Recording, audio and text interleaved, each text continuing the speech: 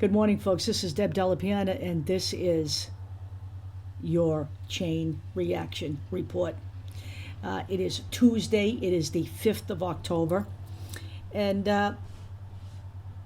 we're going to move from talking about attention whores to talking about three people on the right. And I will not let up on this subject, who are taking not only the nation, but the Republican Party right down the fucking shithole of life. So let's start with Donald Trump. Donald Trump, who suddenly is being portrayed in the media as someone who has found his, inner Zen, I guess you would call it, and has come to realize that his brand, as they put it, or maybe as he put it, and his popularity is not the best thing for the Republican Party in the midst of the midterms. So apparently what he has done has decided to put aside his announcement that he will run again in 2024 and has decided to use, in the greatest of Monty Python verbiage, or whatever you want to call it, a wink and a nod candidacy announcement. So because his popularity is waning right now, he's decided that, if he announces, he could poorly affect the outcome of the 2022 midterms. It's not only propaganda from him, but from his party to suggest that that's the reason why he's doing this. Because the fact of the matter is, Donald Trump is on the road stumping for the 2022 midterms, raising money so he can grift off the general public. By the way, he's not using that money for campaigns. He's using that money to pay down personal debt. And he has also endorsed 36 candidates, and I went through them earlier in a video about the 36 candidates, but I'll certainly put the article in here again for you. Nitwits like Herschel Walker, who played football and apparently got hit in the head too many times. He's running, and he again is touting how Donald Trump had his presidency stolen in 2020. So he's, out there stumping for the fringe element of the GOP. People who will continue to spread the rumor about the election being stolen by Biden, and who will continue to, talk about taking our nation back. Okay? Donald Trump, right now, because of his unpopular position, is more concerned about Donald Trump. I believe that Donald Trump does not want to be a two-time loser. So Donald Trump only serves one person in his life. And it ain't his wife either, by the way. It's Donald Trump. Because he is, without a question, the world's biggest narcissist. And he has created a nation full of narcissists. He lost the 2020 presidency legitimately because he mishandled a major pandemic. There are 700,000 people dead in this nation from a pandemic that we should have had a handle on a long time ago. And the reason it isn't eradicated, it won't be eradicated for a long time, but the reason it's not even under control at this point is because of our bad behavior here. And that bad behavior was fostered by the GOP. End of story. Okay? End of story. We've been through this in other videos. I provided you with all the details. I'm not going to go through it again. If you can't look this shit up, I can't sit here and teach you everything. I can't make you understand just how bad the entire pandemic was botched. And it was botched on purpose for political reasons. Period. Okay? So the notion that Donald Trump has found his inner Zen and cares about the GOP's future is bullshit. He cares about one person's future, and that is his own. Okay? Number 2, Madison Cawthorn. there are a number of ethics committees and groups out there calling for him to be removed from committees that he serves on. Madison Cawthorn, actually, like Marjorie Taylor Greene, needs to be censured and removed from office. Okay, he continues to advocate for violence. His latest stunt was at the North Carolina Faith and Freedom Coalition, and he talked about how people of faith need to stand up and resist the tyranny. And you know, Madison is intellectually challenged. Okay, he's also truth challenged. He's lied about how he became how he ended up in a wheelchair. He lied all about that. Again, we've been through Madison Cawthorn. He's a liar. He's a misinformer, and he is another one who cares only about himself. He's you know, all of these people that Donald Trump has left behind in his wake are all built in his image and likeness. So let's talk about exactly what he said there. I mean, I would think that when you're talking about a subject you supposedly feel strongly about, you actually know what you're talking about, but that's not necessary if you're in the right. If you're on the right wing. So he says to these people, quote, look into the Old Testament. Look at David. Look at Daniel. Look at Esther. Look at all these people who influenced the governments of their day to uphold Christian principles. First of all, the Old Testament is based on the Hebrew Bible, which is also known as the Torah. Now, the Old Testament was around before Christ. They are not upholding Christian principles. At best, that is a stretch. Now, I was raised a Catholic, and I was actually taught that in school. But it doesn't matter to Madison Cawthorn, because it doesn't matter to the people he's talking about. They're driven by religious ideology, and there is absolutely no question in my mind that many members who have infiltrated the GOP would love to see this nation become a theocracy.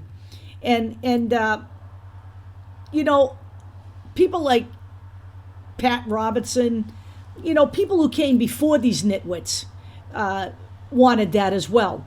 I've been writing about dominionism for a long time. You know, Michelle Bachmann was another one.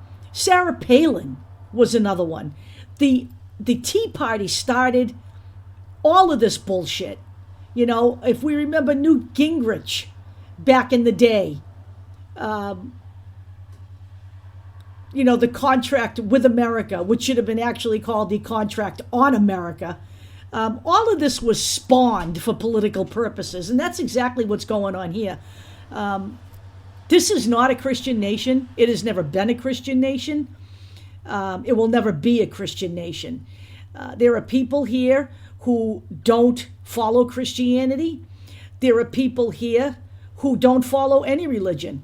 And, you know, that is our fucking right. I want to impress upon one thing.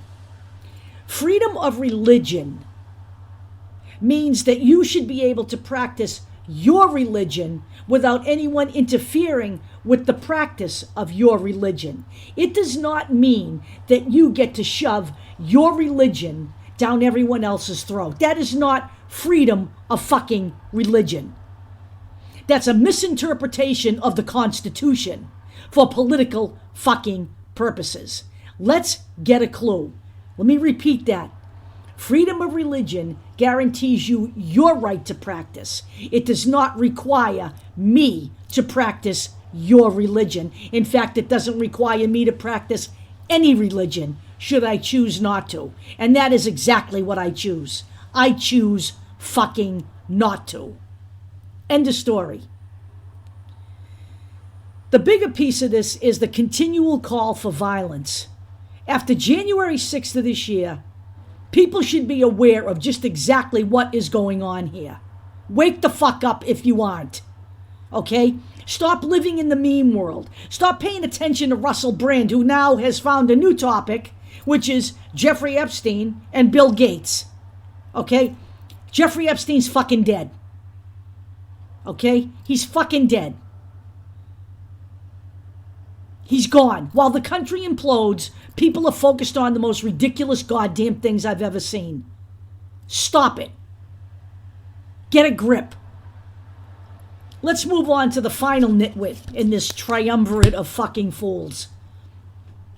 Governor Abbott of Texas, who is thinking of running for the presidency. Oh, joy of joys. Now, Governor Abbott lives in a state where he has managed to sign into law one of the most restrictive abortion bills ever seen, which requires a woman to have an abortion by 6 weeks. 6 weeks into a pregnancy that you may not even know exists at 6 weeks.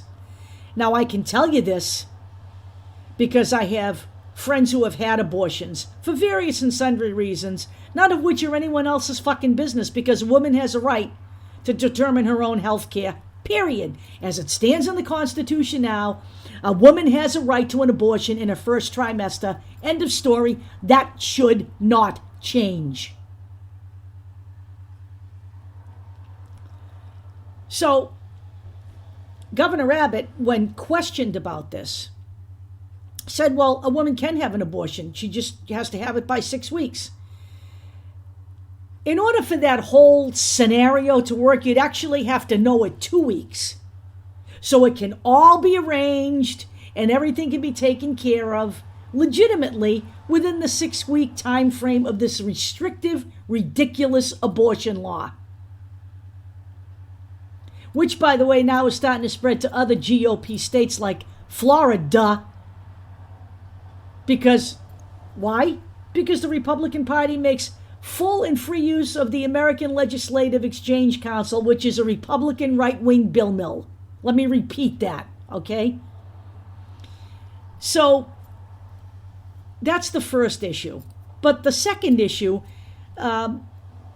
came when someone asked him, well, why should women be subjected to carrying a child as a result of incest and rape?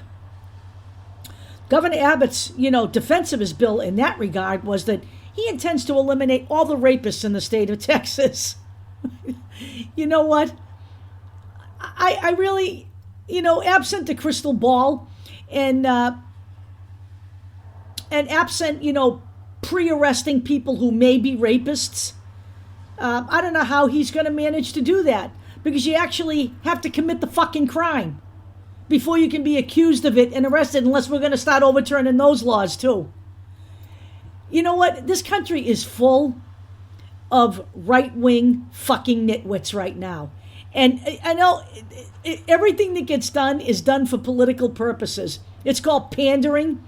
You know what? Governor Abbott is a goddamn fool. And by the way, let me just mention this fact before I close this discussion. The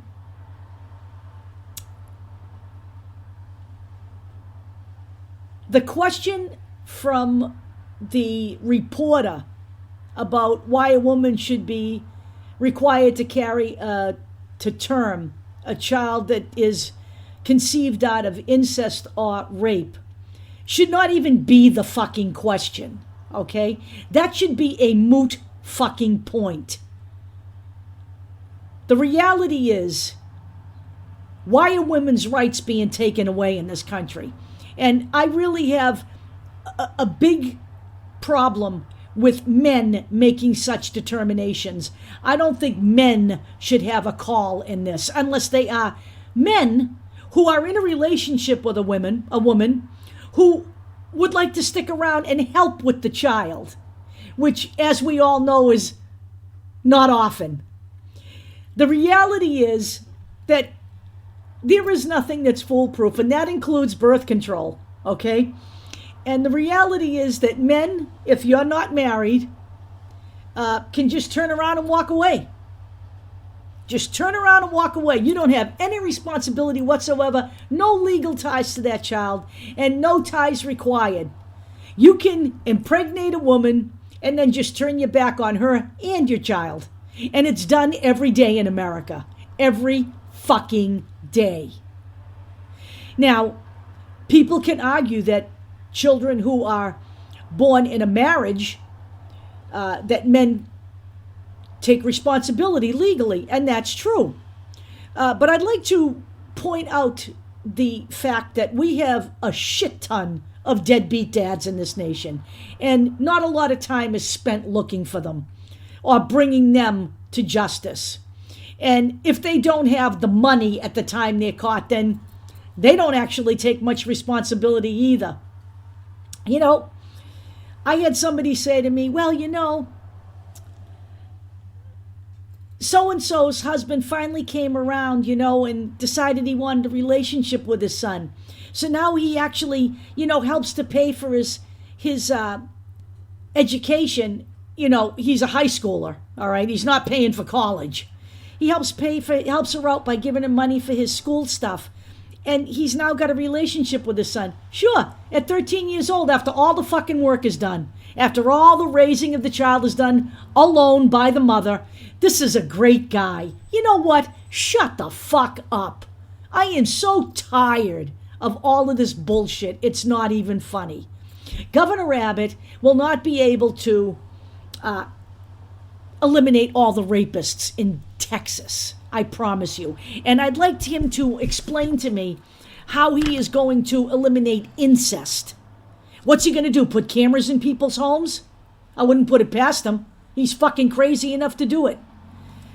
I'm closing this out now. I got some stuff to do for the radio station. But again, if people aren't alarmed by this, you know what? I can't help you. You are intent on focusing on shit that doesn't matter.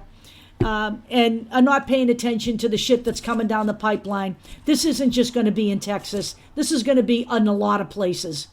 And women, ladies, if you're not willing to stand up, then don't come whining later on. You know, the ball is in your court to either do something about this injustice or not do something about this injustice. You choose what you're going to do. I'm certainly well beyond the child rearing age, thankfully. I certainly wouldn't want to be bringing a child into this country at this point in time, even if I weren't. I'll talk to you all later.